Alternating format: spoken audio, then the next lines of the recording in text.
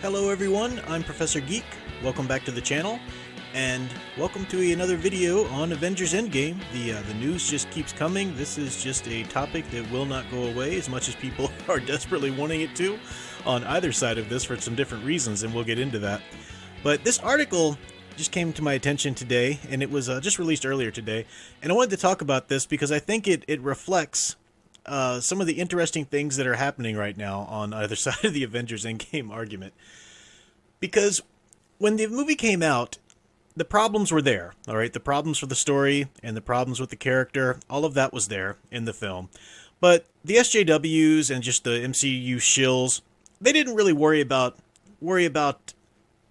addressing any of that much. They just figured they didn't have to, they could ride the wave of the MCU popularity, they could just marginalize anybody who dared be critical of the film, and they wouldn't really have to speak out against this. But these problems didn't go away. They're still big issues, and eventually more and more people started to talk about them. So then they had to address them, right? Then eventually the filmmakers themselves start to try to explain things. And it's really, it's fascinating and interesting to see, because now the like I said, the SJWs and the MCU, just, you know, we love everything they do shills, are really becoming quite desperate now. Because this movie's a huge financial success, right? No one thought it would be anything different. Huge financial success. That's fine. That was a given. But now its place in history, its place in posterity, and what people are going to think of this film in days to come, you know, in months and years to come, is starting to solidify, and it's not looking good for those SJWs and those shills who want this movie to be some grand, wonderful capstone and beginning or foundation to their lovely agenda-filled MCU now. That's simply not the case, because people are, like I said in the previous videos, when the filmmakers and the directors and the actors and the writers and everybody's having to write an article and a blog and do videos trying to explain all this away, and explain the plot holes with the time travel, and explain the reasons why the incredibly disrespectful treatment of these characters and the endings of their arcs was actually okay, and that's actually fine, that's actually what should have happened. That means you have a problem. That means that the story is not there. The story is not coherent and cohesive within itself. That means you have to add all this extra content to make sense of it. That is bad storytelling, on top of the disrespectful manner in which they're handling this. So it's funny, I'm seeing a lot of new comments, like waves of new comments now on videos I've been making about this film ever since it came out. No one really cared, because they were still trying to do the ignore you thing and marginalize you. So now they're coming back big time, because people are desperate, and they're trying to use the straw man. Oh, come on, guys. These actors were at the end of their contracts, and you knew they were going to have to leave. Total straw man, right? What planet are you from? Who in the world is pitching a fit because the actors are leaving? No one. We knew this was happening. We knew that these characters, a lot of them, would end their arcs in this film. That's fine. How about the complete and total lack of respect that the filmmakers and the MCU have given these characters now by ending their arcs in these specific ways? No one really expected Iron Man or Captain America, or Thor was even shocking to me that he's even still around, but I guess they pissed on him enough, so they decided they could keep him around as a little lapdog or something. Soy Hulk, you know, he's going to be there to continue to be Soy Hulk, and all of this kind of nonsense. But they're desperate now, so they're trying any little straw man argument like that they can. Some of the attempts are really kind of comical. The time they spend writing these big dissertations on videos or blogs or Twitter or whatnot. This article caught my attention, though, like I said, and just look at the title there. Avengers Endgame's creators keep undoing the goodwill they had by explaining the movie. Now, that's a fascinating title, right? So this is on IO9 by Charles Pulliam Moore. And Charles Pulliam Moore here is, he's sounds like, I've never read any of his articles before, at least not knowingly, but sounds like a total, you know, lockstep, you know, a marching in line to the feminists and all that kind of thing agenda as we go through here. But some of the things he's saying is there's a lot of truth to it, although he's coming from an agenda-filled standpoint, so we'll diverge on many points here. But I think it's just so telling to see somebody on his side of the argument having some trouble here and wishing that the filmmakers would stop trying to explain things and this and that, and you start to get some of even their concerns here. So in this opening paragraph, I'm not going to read the entire article through, I'm just going to go through and hit some points here. It says, while Avengers Endgame is very good at drawing you into the sheet spectacle, sheer spectacle of itself as you're watching. When you give it some distance, the movie's narrative weakness becomes readily apparent. And that is 100% true. That is abundantly true. So many people have talked to me. I've said it myself, people I've heard.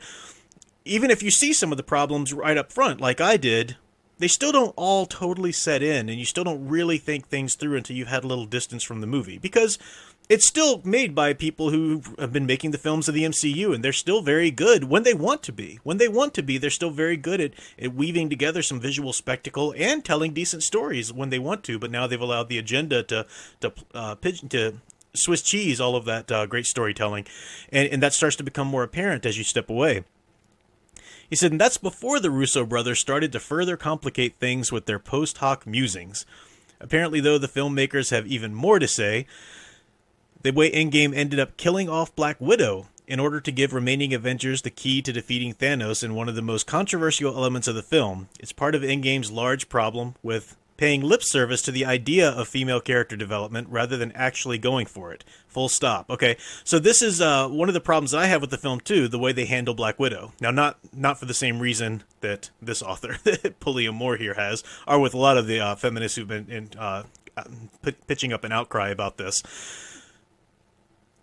I think my argument is that the vast majority of feminists wanted Black Widow killed off because she's not the type of feminist they wanted at the forefront. They want the Captain Marvels. They want the third wave gender deconstructed. They don't want the sexy, sultry, completely embracing her femininity Natasha Romanoff. And part of this is why I think this author here kind of didn't want the character as she was progressed in the universe thus far. He makes that clear in some of the things he says here. He wanted her to become a different character or something like that, because you have down here he's talking about Age of Ultron. Avengers Age of Ultron introduced the deeply troubling, reductive idea that Black Widow saw herself as a monster because of her Red Room procedure that rendered her sterile, though some debate this. Some debate that's completely false. First of all, she doesn't see herself as a monster because she was sterilized. Why is it hard to understand that that's a horridly traumatic thing to go through? She was forcefully sterilized. She didn't want that. She was forcefully, so much of her childhood where her own agency was taken away from her. You think feminists would be all over this, but no. This is just a problem. It's grossly reductive, and it's deeply troubling. God forbid a woman wants to be a mother. This is the kind of bullshit I had to put up with in grad school. I remember being in a class on science fiction, which I thought would be fun, right? On science fiction, but no, I was in there with a bunch of damn SJW nonsense, and then this one girl pipes up. We were reading Neuromancer, and I forgot the main character, the female lead of that book, was also in Johnny Mnemonic, the tying character through there. But she was talking about some further adventures of that character that she read, and she's like, a kick-ass character. She's a great character. And she was saying, yeah, but then she becomes a mother. And I just thought, really? Really? We're going to make her a mother? I mean, that's just so, God forbid a woman be a mother. Well, we should just take all respect and strength and independence away from her then, because she's just succumbed to the patriarchal trick of having you bear a child. These feminists you just want to pull your hair out. They have no idea what they're talking about. They live in this fantasy world, and they have this sick, deluded model before them of what freedom and true agency and strength looks like for women, but it has to also include perpetual victimhood. It's just nonsense. There's no logic to it whatsoever. So I've said before in my videos that it's okay if you don't like the Hulk Natasha Romanoff romance because it's new, it didn't happen in the comics and so forth. There are arguments to be made for that, and that's fine. But Age of Ultron did it very well, and we can see that Whedon had even planted the seeds for it in Avengers 2012, and it made sense. It made sense, especially when you see Natasha's character arc in Winter Soldier, for example, and how she deals with the men in her life and so forth. So you go to Endgame, and you got this character there who has this progression. You can't just ignore all of that stuff that happened. So Pulliam Moore here would seem to want him to ignore that and then just keep her the head of the Avengers and do something else with her, but don't kill her off. Just change her into the type of feminist character we want her to be. Well, that's not going to work. That's bad storytelling too. But they're mad because they killed her off. Some people are anyway. I think a lot of third wave feminists are quite happy with it. But it's interesting. Throughout this article, there's some reveals where the Russos were talking about at one point she was going to be heading up a program that deals with all the orphans in the wake of the Thanos snap. And that's pretty profound, and that would make a lot of sense for her character too, right? It's not that she necessarily wanted to be a mother, but she had that choice taken away from her. That's huge. That's a big problem. And then, yes, it is a natural drive. It's a natural inclination. Not every woman's going to want to bear children, no, but it's a natural human desire to want to have children. That's something that's part of your biology. That's part of a woman in particular's hormones and all of that at certain times of their life. Again, that doesn't mean every woman wants to have children, certainly throughout most of their lives, but that's part of a natural human biology, that desire to procreate at some point.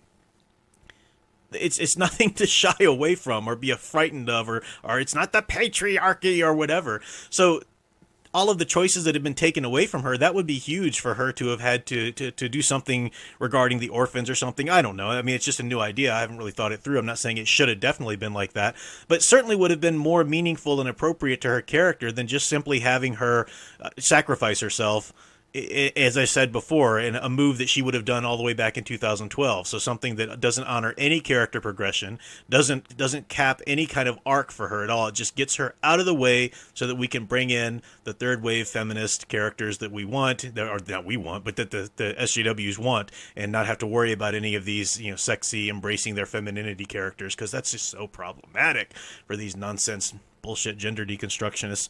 So you got that. He's got a problem with that. But it's interesting, though, that even the people who had problems with the movie still don't want the movie questioned, because he talks about here for a while all the different inconsistencies with the directors, speaking and trying to explain one part of the film, and Captain America's going back in time, and then the writers having a different conclusion to that. But it's interesting how he ends this article. And I think this is so telling about how the SJWs and the MCU shills are treating this right now. He says, in this case, it's just not just because Endgame is a mostly fine movie on its own, but also because the more the writers and directors talk, here we go, the more the writers and directors talk, the more they make some of their ideas sound less than ideal. So how about, here's the thing, how about we all give this a rest and start looking forward to whatever's happening next? That's what they want you to stop talking about it. And this is what I see in a lot of the comments that come to my videos too. They want to shut you up. Stop. And these are the ones that are especially trying to shame you in some weird way, like, God, you're obsessed. Can you just make videos about something else or whatever, and on and on and on? Because they don't want this film to go down in history as a hugely problem-riddled movie with the plot, with the character handlings and all of that. Because if this film goes down in history as that, and again, this is just divided from how it's doing financially. Of course, it's going to go down and is a major, huge, record-breaking success in the box office. But anybody with a shred of common sense knows that that's not due to this film's merit. That's due to the MCU's merit up to this point. I mean, that's just basic common sense. No one's going to look at that and say, "Oh, it's a wonderful movie." I mean, if you do, then you've got some questionable brains in there. So no one's going to question that. The problem here, though, is that if this movie goes down in history now, which it is, what this is happening is the straw that broke the MCU. Because from here going forward, like I said, this is the downhill slope. Some movies might be successful more than others, and you're not going to see it abruptly end, but we've got the slow fading now of the MCU because they've decided that they're no longer worried about storytelling. They're worried about pushing their agenda. I've talked about this before. And this movie now, going down in history like this will be the marker anybody can look to and say, yep, that started it. And this is also the movie which consciously tried to turn the page from the idea of good storytelling into social justice platforming. I mean, Captain Marvel set that up, and then boom, with this movie, we get all of those evil straight white guys out of the way. We either kill them off, make them old, make them ridiculous, put them under the thumb of a good strong woman in some way or another, so that we can move all of these other characters in that they want. And those characters are the diversity characters from the all-new, all different Marvel. We're seeing that is being paved, the way's paved way for that here in Spider-Man Far From Home with the idea of the multiverse. I don't know exactly how that'll play out or how much that'll play out just yet, but the seeds are there, no matter what. So this is their agenda. This is where they want to go for this from here. And the SJWs and the shields for this movie and the universe and these agendas they want that too, whether they see it specifically all the steps or not. This is what they're arguing for too. So they don't want this film talked about. They want the directors to shut up. They want the writers to shut up. They want you and I to stop making these videos and it's time to move on and blah blah. It's laughable, the extent and the manipulations that people try to do to silence anybody talking about this movie. They can't have this going down in history, and it's absolutely going to go down in history as the beginning of the end for the MCU. And it's precious how much they try to fight against this. So I thought it was fun seeing an article coming out which definitely pretty much attests to this. It shows the problems and the desperation and the, hey, can we just stop this? Stop it. You're undoing all the goodwill and blah, blah, blah. So, yeah. It's sad. It's sad for those of us who've loved the MCU and applauded and appreciated the fine storytelling, for the most part, that have been there over the 10 years. But, we've got to speak out against it. You can't just blindly accept everything that's given to you. That's not appreciating and experiencing good art. That's just mind-numbingly and completely undiscerningly consuming. And that does nobody any good. It doesn't do you any good personally. It doesn't do culture or society any good either. So we have to keep standing up and demanding better stories from these films. It still leaves a void. I mean, what comes when now the MCU is gone? I do hope that Lita gets a sequel greenlit. Maybe we can have some more stuff like that. But this was a big, huge shared cinematic universe that really webbed into to culture. So it's going to be hard to find something to really fill its place now that it's fading on out and turning away from good art and good storytelling. But we will see. We will see what steps in to fill the void. But that's all for now. Like I said, I've got my own graphic novel added at the end of this video. You can check that out. You can check out all of the great stories from other indie creators, the stories that are making their way through Hollywood, and creating your own. That's another answer. So I'll be back with more. Until then, keep enjoying and digging deeper into the hero stories you love. Thanks for watching.